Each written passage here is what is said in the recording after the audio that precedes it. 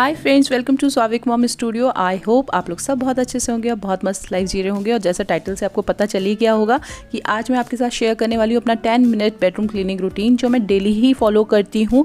और अभी आप हालत देखो मेरे बेडरूम की क्या है, बिल्कुल फैला पड़ा है। तो मॉर्निंग में यही सीन होता है मेरे बेडरूम का, एकदम तहस नहस हुआ पड़ा होता है मेरा बेडरूम, कहीं टॉवल कहीं चादरें। तो सबसे पहले मैं क्या करती हूँ, जो भी बेड के ऊपर चीज़ें पड़ी होती है ना, जैसे टॉवल्स पड़े होते हैं, उसके बाद चादरें जो ओढ़ी हुई होती हैं वो पड़े होते हैं, हेडफोन्स वगैरह पड़े होते हैं, मोबाइल वगैरह रखे होते हैं, तो वो सब पहले उनकी जगह पे रखती हूँ। और कल रात को इतनी गर्मी थी कि हमें कूलर लगाना पड़ा, और ये कूलर का हाइट बहुत ही कम है in comparison to my bed. तो मुझे क्या करना पड़ता है ना, इस कूलर को चौकी पे रखना पड़ता है। तो अभी इस कूलर को इस तरीके से मुझे चौकी पे मैं इसको सेट कर दूँगी इसकी जगह पे। और सबसे पहले मैं क्लीन करती हूँ ये अपना वर्क स्टेशन, जो मेरी डेस्क है जहाँ पे मैं एडिटिंग वगैरह करती हूँ, क्योंकि ये फैली रहती है ना तो मुझे बहुत ज़्यादा इरिटेशन होती है। चादर वगैरह बेडशीट वगैरह मैं बाद में चेंज करूँगी, तो ये टैब वगैरह सब मेरा यहीं रख जाता है। डायरी वगैरह रात को जब मैं काम करती हूँ तो यहीं रख देती हूँ। उसके बाद स्वाविक की कुछ बुक्स वगैरह होती हैं, एक्स्ट्रा पेपर्स वगैरह होते हैं एक्टिविटीज़ के जो वो यूज़ करता है, वो सब अरेंज करके रखूँगी।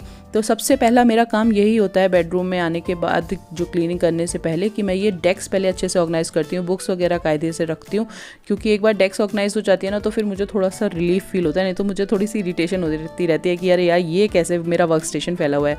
तो ये अभी मेरा वर्क स्टेशन पूरा क्लीन हो गया है। उसके बाद मैं लगती हूँ अपना ड्रेसिंग एरिया में, और जहाँ जिसके घर में बच्चे होंगे ना वो रिलेट कर सकता है कि कहीं ना कहीं कुछ ना कुछ चीज़ बच्चे रखते ही रहते हैं। तो जैसे स्वाविक ने अभी यहाँ कॉर्नर में अपनी बैट बॉल और जो थानोस वाला हैंड वगैरह होता है वो रख देता है, तो वो सब हटा के रखा है। ड्रेसिंग टेबल की जो चीज़ें बाहर रखी होती हैं वो कायदे से अरेंज की है। और अब आ गई हूँ मैं बेडशीट चेंज करने के लिए।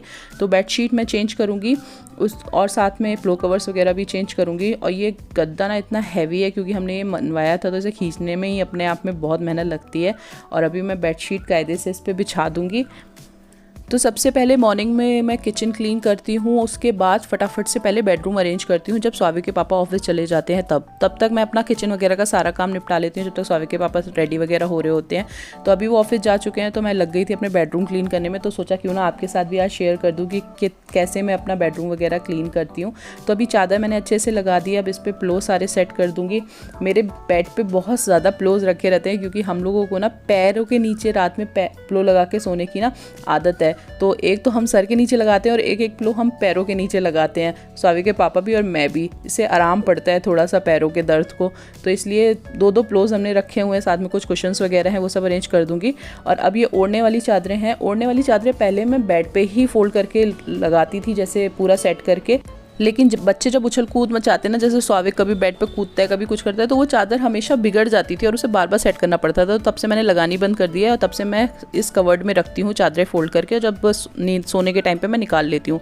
अब मैं करूँगी डस्टिंग। तो ये मिरर मैं डेली साफ़ करती हूँ with Colin and microfibre cloth use करती हूँ मैं क्लीन करने के लिए। तो डेली ही मेरी ये क्लीनिंग डस्टिंग होती है। बहुत से लोग एक दिन छोड़ के करते हैं, बहुत से लोग वीकली करते हैं, तो इट डिपेंड्स कि आपके घर में डस्ट कितना आता है।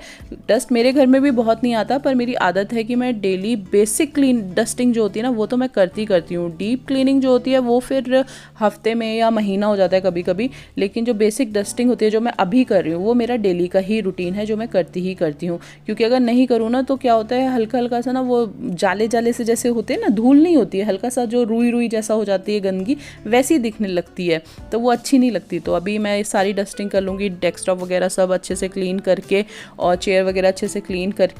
तो पूरा बेडरूम मेरे को डस्टिंग डेली ही रहती है। तो हर किसी का अपना सफाई का तरीका होता है, लेकिन मेरा सफाई करने का तरीका यही है कि मैं डस्टिंग डेली करती हूँ। और डस्टिंग वगैरह करने के बाद है ना, मैं फटाफट करूँगी, अभी झाड़ू लगा दूँगी। झाड़ू वगैरह मैं इकट्ठा ही लगाती हूँ पूरे घर में, लेकिन क्योंकि मैं आपको बेडरूम क्लीनिंग का ही दिखा रही हूँ तो सिर्फ आपको इस टाइम मैं बेडरूम का ही पोर्शन दिखाऊँगी क्लीनिंग करते हुए। तो अभी मेरा डस्टिंग कंप्लीट हो गया है, फटाफट से मैं झाड़ू लगा लूँगी।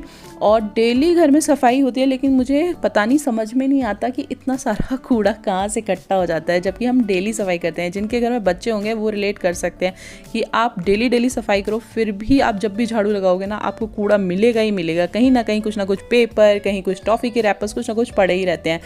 तो अभी झाड़ू मेरी कंप्लीट हो गई है और अब मैं फटाफट से लगूंगी मॉपिंग करने के लिए। मेरे पास मॉप वगैरह सब है, लेकिन मुझे सबसे बेस्ट तरीका जो पोछे लगाने का लगता है ना, वो यही लगता है कि वाइपर के ऊपर आप पोछे का जो कपड़ा है उसे रैप कीजिए और उसके बाद पोछा लगाइए। बहुत ही ईजिली पोछा लग जाता है और बहुत ही अच्छे से क्लीन हो जाता है सारा फ्लोर।